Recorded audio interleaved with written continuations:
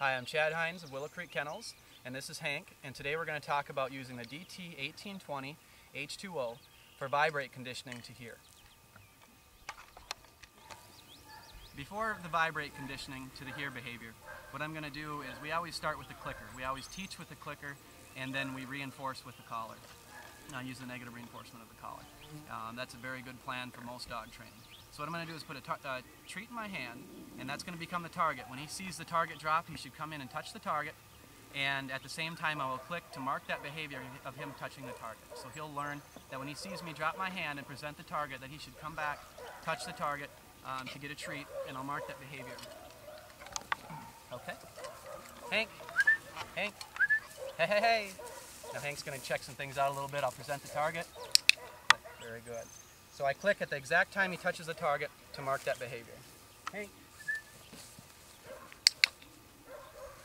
We'll just do a brief intro there.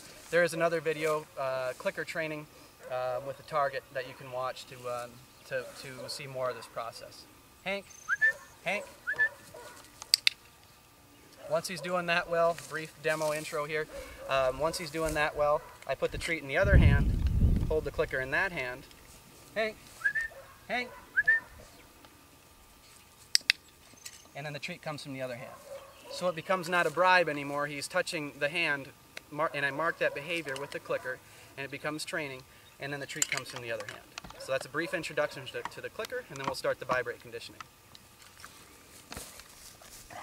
Once the dog is tagging the target pretty well with the clicker, then we can use some negative reinforcement and use the vibrate feature for that. The nice thing about the vibrate is it does away with a lot of unnecessary correction. You'll have to desensitize the dogs to it a little bit at first. Sometimes they don't quite know what's going on, but you just help them through it. And once they've got that target with here, then we can just add the vibrate to that. Very good. So you'll hear, I'm going to just do a test vibrate so you can hear what that sounds like on the camera. So that's when I'm using vibrate. Hank's feeling that right now, so you'll be able to see hear exactly when I'm using that. Hank. You got to be kind of fast with the clicker and the vibrate. Basically what I'm doing there is I present the target. Hank. Hank. He comes in, and as he takes that treat, I click. Way too late there, timing's way off. Don't do that. But what I'm going to do is I'll get one right here. Here we go. Hank. A little vibrate. He comes in. As he touches the target, I click and reward him with his treat. We like to put the clicker right with the transmitter. That way it can be quick. You can use your vibrate. He comes back to shut the vibrate off, and then we click and reward him with his treat. So the vibrate feature, that is negative reinforcement. That clicker and the treat is the positive reinforcement.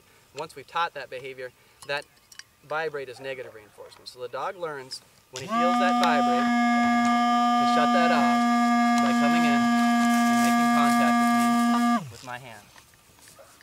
Good. It's a very simple concept for them. Hank. Hank. Good.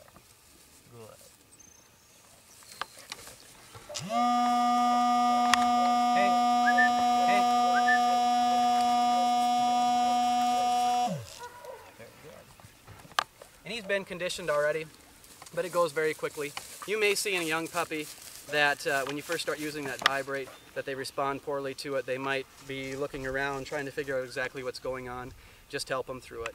And if you've got a good treat, you can use something more exciting than normal too. If you were using standard treats or dog food, you could also use some hot dogs, cut up some hot dogs.